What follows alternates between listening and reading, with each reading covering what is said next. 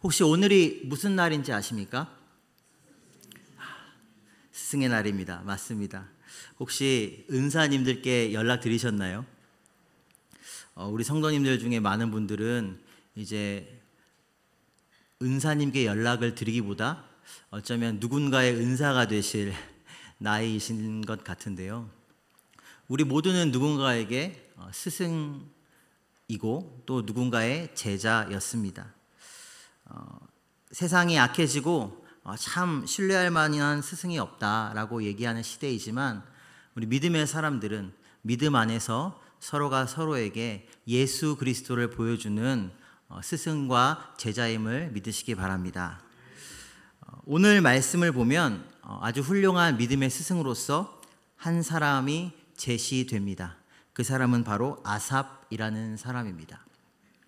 아삽은 어떤 사람이냐 하면 일단 이 사람은 레위 사람이었고요. 레위 사람이 어떤 사람인지 다 아시죠? 하나님께 예배하고 찬양하고 예배를 위해 봉사하고 하나님의 말씀을 전수하고 가르치는 것이 레위 사람들의 임무 중에 하나였죠. 잘 아시다시피 다윗과 솔로몬 시대의 찬양 대장이었고 또 이런 표현이 당황스러우실 수 있지만 성경 교사였습니다. 찬양 대장인 것은 알겠는데 성경 교사라는 것은 무슨 말인가요? 말씀 한 구절 함께 찾아보도록 하겠습니다. 역대상 16장입니다. 4절부터 다 읽지는 않고 보여주시면 중간중간 찾아보도록 하겠습니다.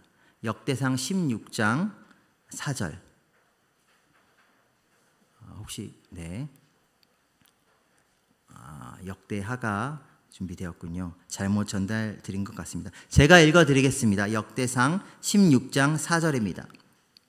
또 레위 사람을 세워 여호와의 궤 앞에서 섬기며 이스라엘 하나님 여호와를 칭송하고 감사하며 찬양하게 하였으니 아삽은 우두머리요 이렇게 되어 있고요.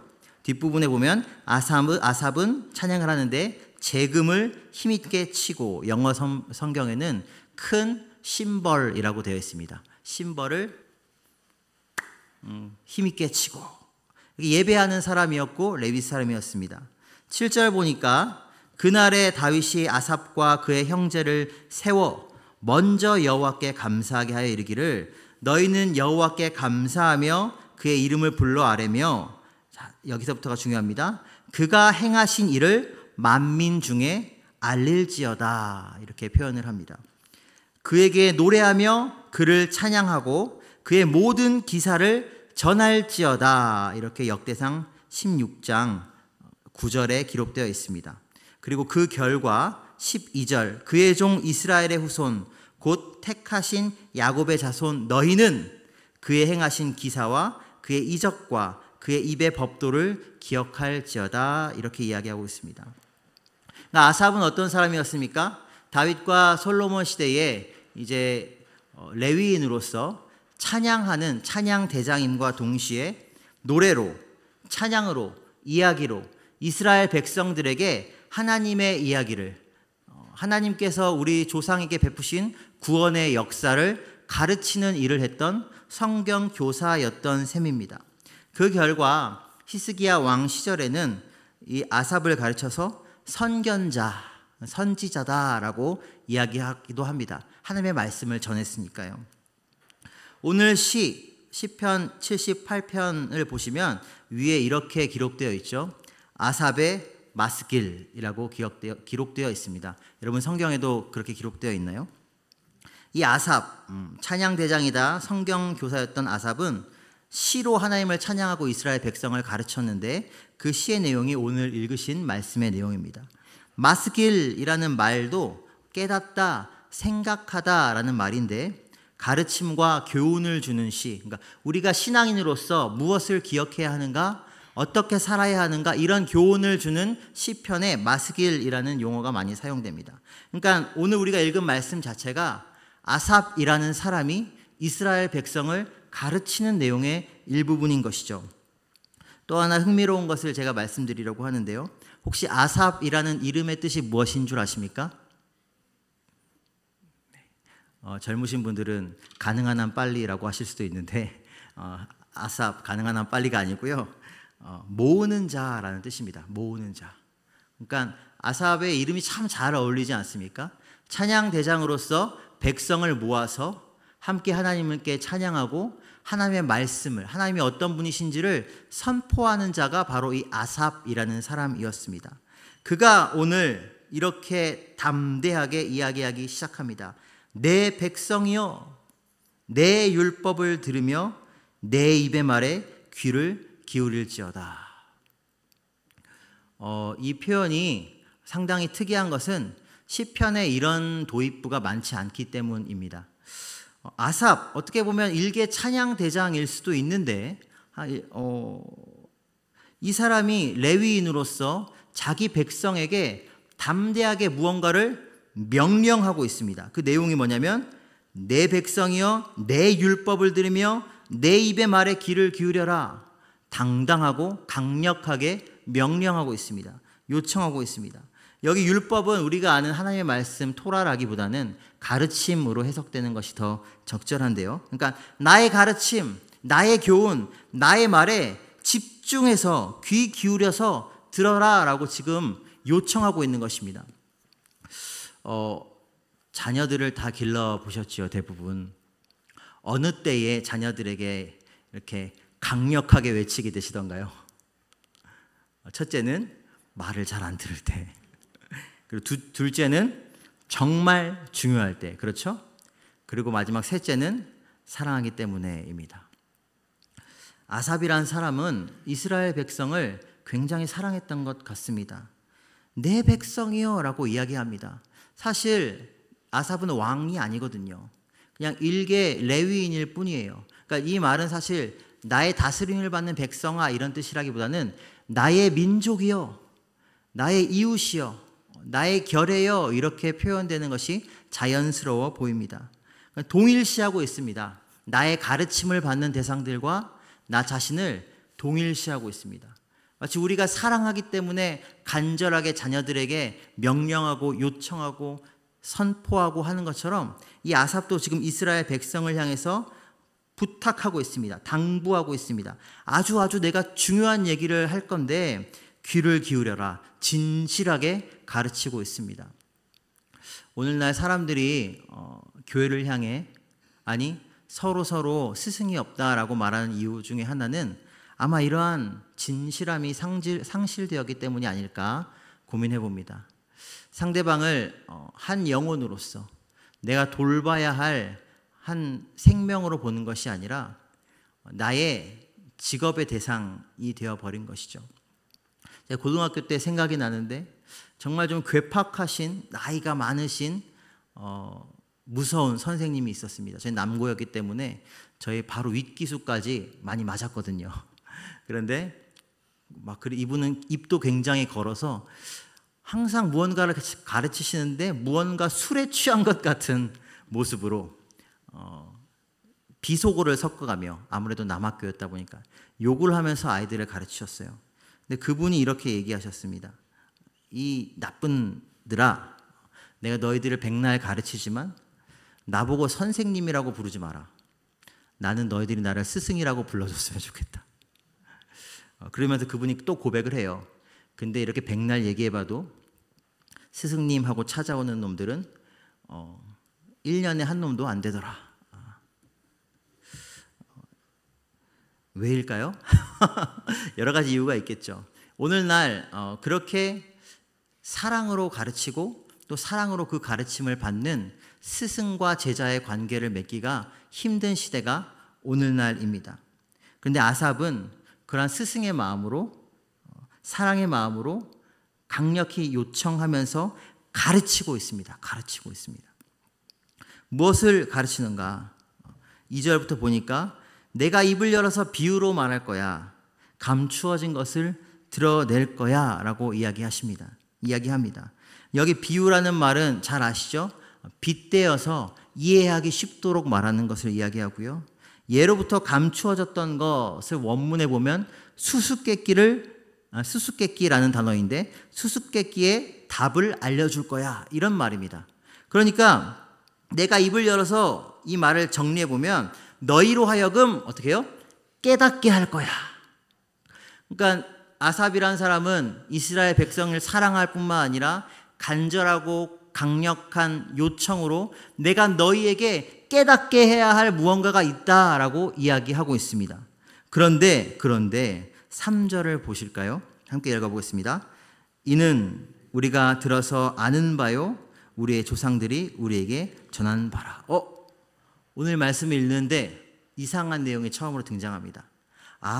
그래, 아삽이라는 사람이 말씀 교사로서 찬양대로서 이스라엘 백성을 열심히 가르치려고 했고 이스라엘 백성을 사랑했다는 것은 알겠어.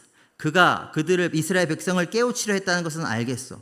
그런데 비유로 감추어졌던 것을 드러내려고 너희를 깨닫게 하려고 한다고 했잖아요. 근데 무엇을 깨달아야 한다고 얘기하는 것입니까? 우리가 들어서 아는 것. 우리의 조상들이 우리에게 전한 것을 깨닫게 하겠다고 이야기합니다. 모순적이지 않나요? 들어서 알고 있습니다. 조상들로부터 전해받은 것입니다. 충분히 알고 있습니다. 그런데 아삽이 오늘 강력하고 간절하고 반복적으로 내가 얘기할 테니까 듣고 깨달아 라고 말하는 그것이 뭐냐면 우리가 알고 있는 것, 우리가 전해받은 것, 좀 더 정확히 말하면 우리가 알고 있다고 착각하는 그것을 깨우칠 거야 라고 얘기한다는 것입니다.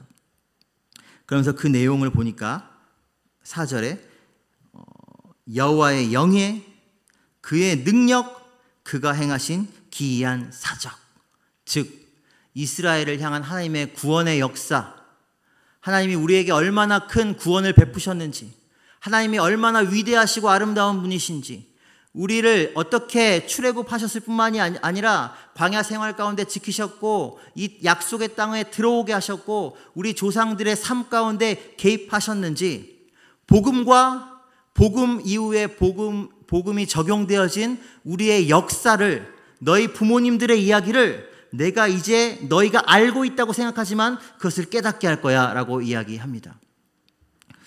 여기서 우리가 조금 생각해 볼 것이 있습니다. 우리는 과연 우리의 자녀 세대에게, 또 우리의 이웃에게, 나 자신에게 교회와 가정에서 무엇을 가르치고 있습니까?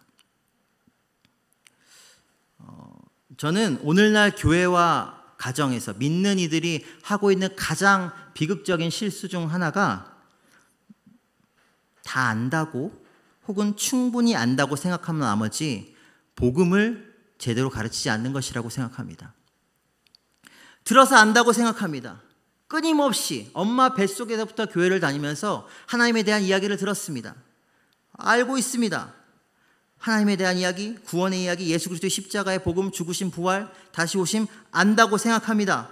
그러나 그렇기 때문에 더 이상 말해지지를 않습니다. 그 결과 어떻게 됩니까?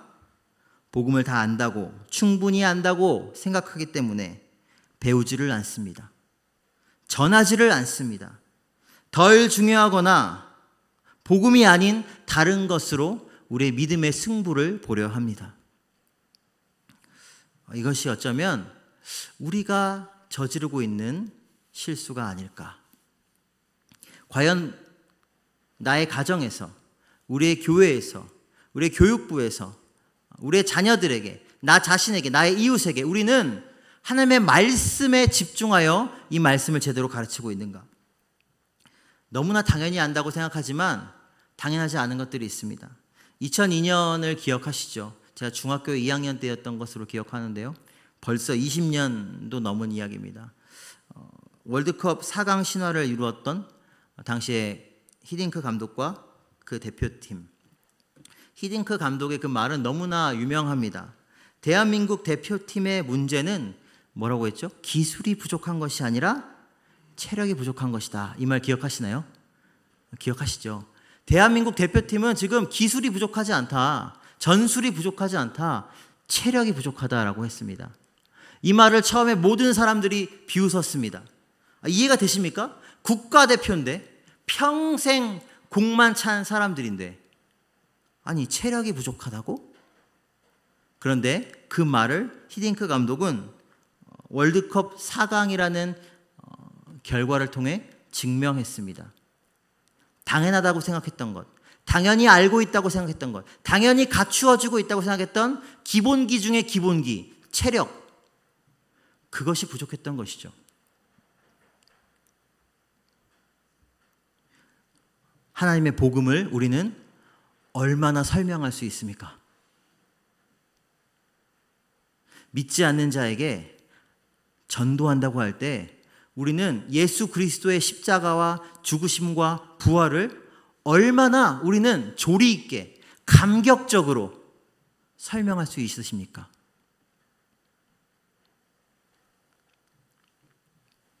그 하나님이 나의 삶에 지금도 어떻게 개입하고 있는지 얼마나 잘 전하실 수 있으십니까?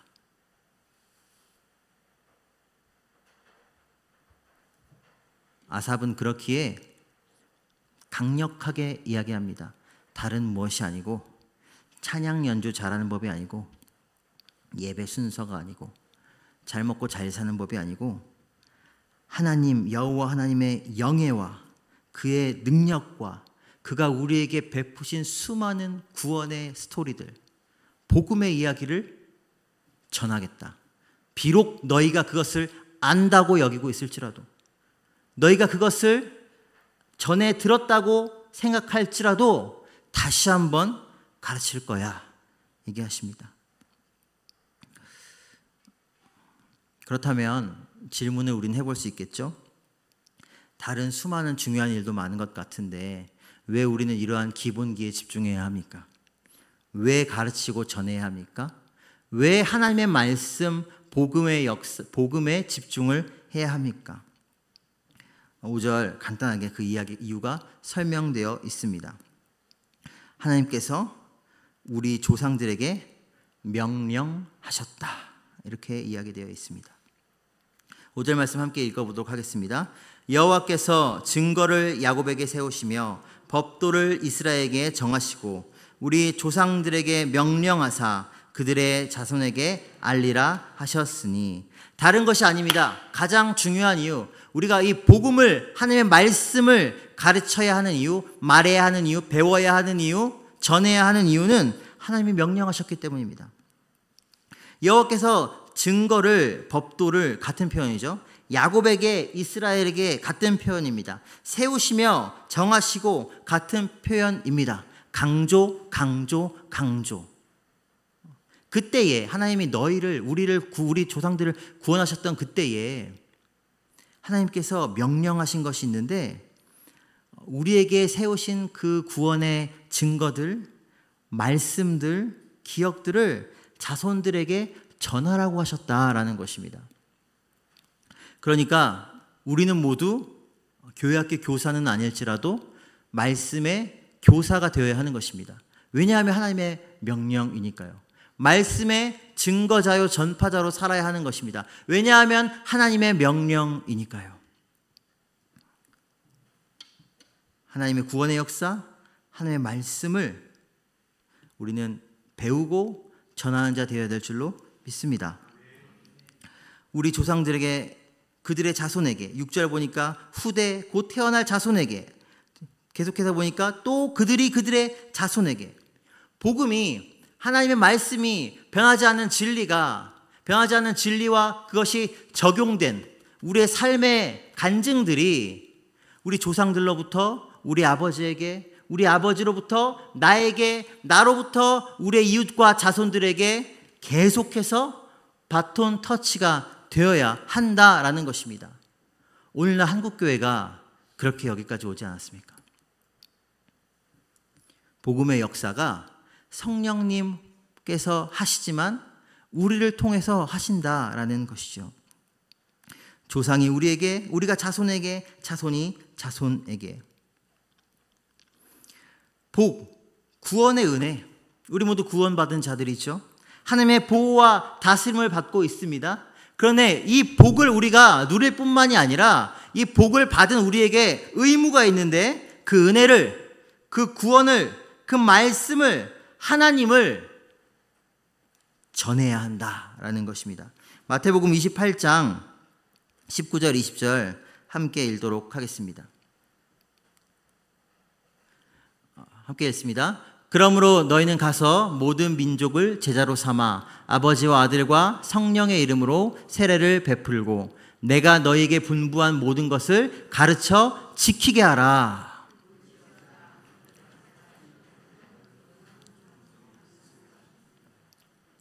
신약의 예수님의 말씀이고요. 구약 한 군데 더 보도록 하겠습니다. 신명기 6장입니다. 4절부터 조금 길지만 한 목소리로 나를 향한 말씀이라고 생각하면서 고백하며 읽기 원합니다. 함께 읽습니다. 이스라엘아 들으라. 우리 하나님 여호와는 오직 유일한 여호와시니 너는 마음을 다하고 뜻을 다하고 힘을 다하여 내 하나님 여호와를 사랑하라. 오늘 내가 네게 명하는 이 말씀을 너는 마음에 새기고 내 자녀에게 부지런히 가르치며 집에 앉았을 때에든지 길을 갈 때에든지 누워 있을 때에든지 일어날 때에든지 이 말씀을 강론할 것이며 너는 또 그것을 내 손목에 매어 기호를 삼으며 내 미간에 붙여 표로 삼고 또 내 집 문설주와 바깥 문에 기록할지니라. 지독하리만큼 철저하게, 다임 목사님 지난주에 표현하셨던 것 같은데, 못이 박히도록 그 말씀에 거의 나의 생각과 사상과 감정과 나의 생활 패턴이 묶여지기까지 말씀을 배우고 연구하고 또 가르치라는 것입니다. 나 자신에게, 나의 자손들에게. 하나님이 성경 전체를 통해 말씀하시는 교훈 중에 하나입니다.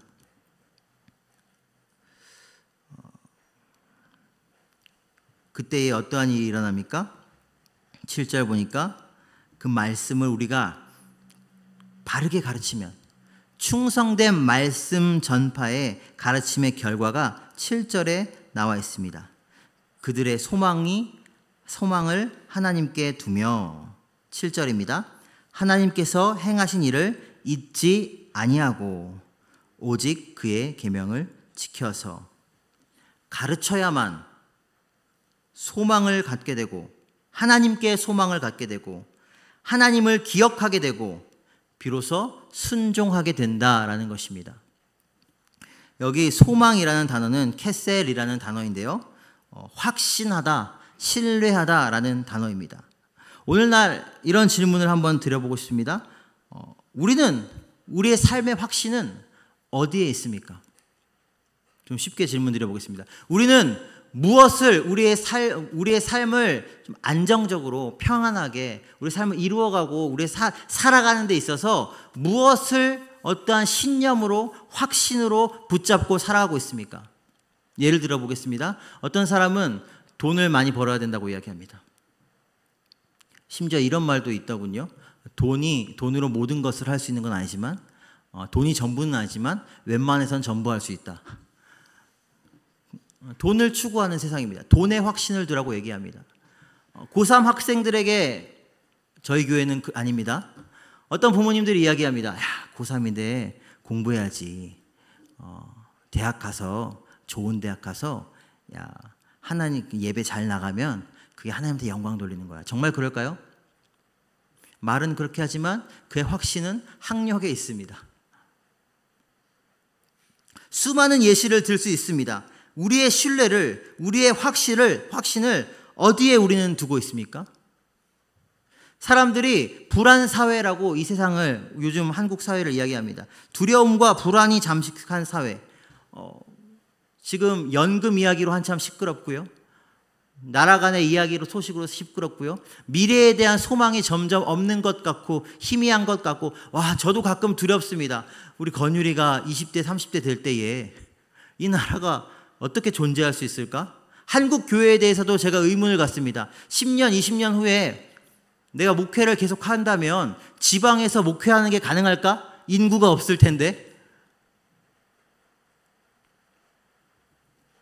불안합니다.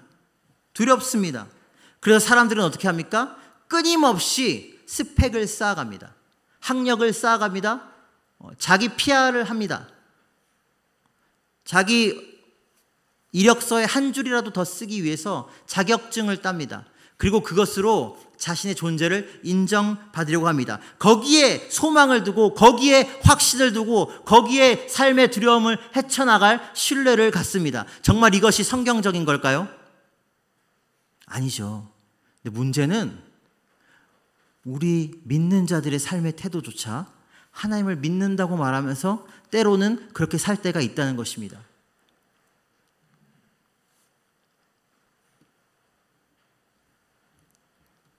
제가 공부하지 말라, 돈 벌지 말라 이런 뜻이 아닌 것 잘 아시죠?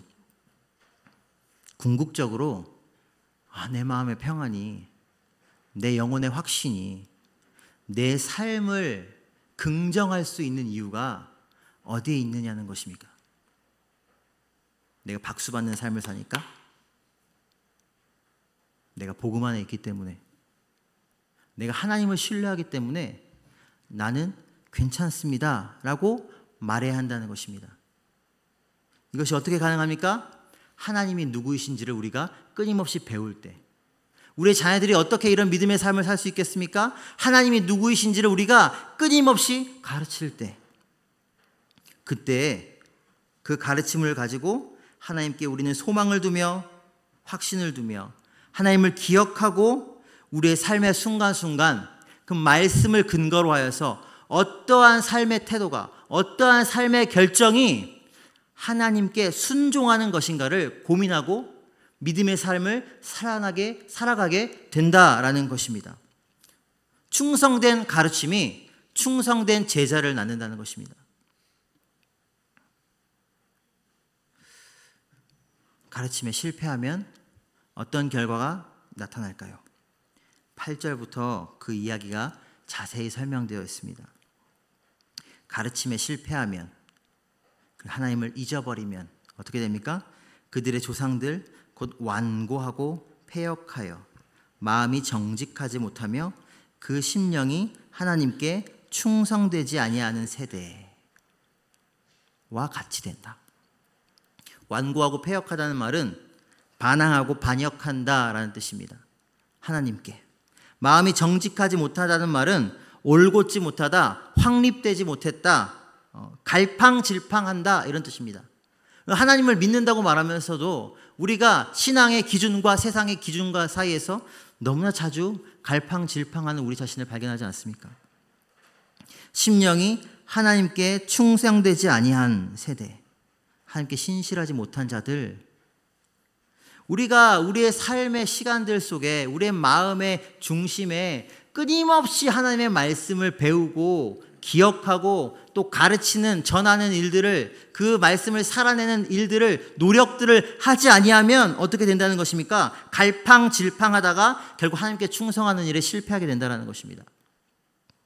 그 조상들 누구를 말하는 걸까요? 출애굽 1세대를 말하죠. 놀라운 기적, 홍해를 가르고 하나님께서 이집트를 어떻게 애굽을 어떻게 심판하는지를 보았고, 신의 산에서 그 영광의 그 구름, 하나님의 임재를 경험한 그 세대, 구름 기둥과 불 기둥과 만나와 메추라기를 경험한 그 세대가 하나님께 정직하지 못해서, 하나님께 소망을 두지 못해서, 하나님께 반항해서, 하나님께 신실하지 못하여서 결국 모두 광야에서 멸망당합니다. 그러니까 가르치는 것이 안전합니다. 안다고 생각할지라도, 믿는다고 생각할지라도 끊임없이 우리가 아는 복음의 내용, 하나님의 말씀을 점검하고 기억하는 것이 우리에게 안전합니다. 또 두 번째 가르침에 실패한 예시가 있습니다. 에브라임 자손들의 이야기입니다. 에브라임 자손, 에브라임 지파는 어떤 지파죠? 요셉의 차남 에브라임으로부터 비롯된 지파이죠. 에브라임이라는 말의 뜻은 두 배의 땅이라는 뜻입니다. 원래는 야곱의 장자는 르우벤이었죠. 그 르우벤이 야곱의 첩, 그러니까 자기의 어머니 뻘되는 빌하와 동침을 하여서 장자권을 박탈당합니다. 아주 불명예스러운 일이죠. 그리고 요셉에게 그 장자권이 넘어갑니다. 요셉을 통해서 이스라엘 12지파의 조상들 70인이 구원받습니다. 근데 그 장남의 이름이 므낫세였고 차남의 이름이 에브라임이었습니다. 하나님이 므낫세도 축복하시지만 야곱이 누구를 더 축복합니까? 에브라임을 더 축복합니다. 이렇게 차남 에브라임을 더 축복합니다. 정말 큰 축복을 받은 지파입니다. 그리고 실제로 이 에브라임 지파는 출애굽 시기부터 이스라엘 12지파의 우두머리 노릇을 합니다. 우리가 잘 알고 있는 여호수아 역시 에브라임 지파 출신이었습니다. 그러나 그렇게 강대한 지파였음에도 불구하고 거듭되는 오만, 우리가 장자 지파야, 투기, 불순종, 사사기를 보시면 그런 이야기들이 굉장히 많이 나와요. 에브라임 지파가 이제 전쟁해야 될 때는 쓱 빠져 있다가 전리품 분배할 때만 나타나가지고 이렇게 너희들이 왜 우리를 안 불렀냐, 이런 뻔뻔한 이야기들 많이 나옵니다. 하나님의 말씀을 따라 살지 않고 그런 삶을 살았던 에브라임 지파가 결국에는 어떻게 되냐면 유다 지파에게 그 주도권을 빼앗기게 되죠. 무기를 갖추며 활을 가졌으나 용사들이었으나 그 힘이 강대했으나 축복받은 지파였으나 어떻게 됩니까? 전쟁의 날에 물러갔도다. 원문으로 보면 뒤집어졌도다, 도망갔도다, 패했도다. 정작 믿음을 발휘해야 할, 하나님의 싸움을 싸워야 할 그 순간에 에브라임 지파는 전쟁에 실패하고 순종에 실패한 패배자들이 되었습니다. 우리가 받는 축복을 너무 당연한 것으로 여기고 가볍게 여기면 이러한 위험에 빠질 수 있다는 것이죠. 그들이 하나님의 언약을 지키지 않았습니다. 율법 준행을 거절하였습니다. 여기 준행이 살다라는 뜻인데요, 하나님의 말씀대로 살기를 거절했다라는 뜻입니다. 하나님의 말씀을 삶의 원리로 삼지 않았다는 것입니다. 우리가 예수님을 믿는다고 말하는데 정말 조심하며 우리 자신을 돌아보고 고민해야 하며 또 회개하며 몸부림쳐야 할 부분들이 무엇입니까? 하나님의 말씀을 안다고 생각하지만 그 말씀대로 살지 않는 것이요. 준행하기를 거절하며 여호와께서 행하신 것과 그들에게 보신 그의 기이한 일들을 잊었도다. 가르침이 부재하면 어떻게 됩니까? 하나님의 말씀을 가르치지 않으면, 하나님에 대한 가르침이 없어지면 하나님에 대한 지식이 상실되고 하나님을 모르기에 반항과 불순종이 나타나고, 반항과 불순종이 나타나기에 하나님의 말씀이 여전히 가르쳐지지 않는 악순환이 계속되는 것입니다. 사랑하고 존경하는 성도 여러분, 우리가 하나님의 말씀을 사랑하고 배우고 가르치는 데에 전념해야 될 줄로 믿습니다. 전하지 않고 잊어버리고 싫어하고 불순종의 자리로 나아가는 이 죄악의 사이클이 아니라 부지런히 배우고 생생히 기억하고 감사로 순종하고 열심으로 가르치는 이 생명의 사이클이 우리의 삶에, 우리의 가정에, 우리의 교회에, 이 나라에 세워져야 될 줄로 믿습니다. 무기와 활을 갖추고 세상의 스펙으로 무장하고 하나님 없이 살려는 그런 유혹으로부터 우리 자신을 지켜내야 합니다. 오직 하나님의 말씀에 붙들린 우리가 되기를 소망합니다. 기도하겠습니다.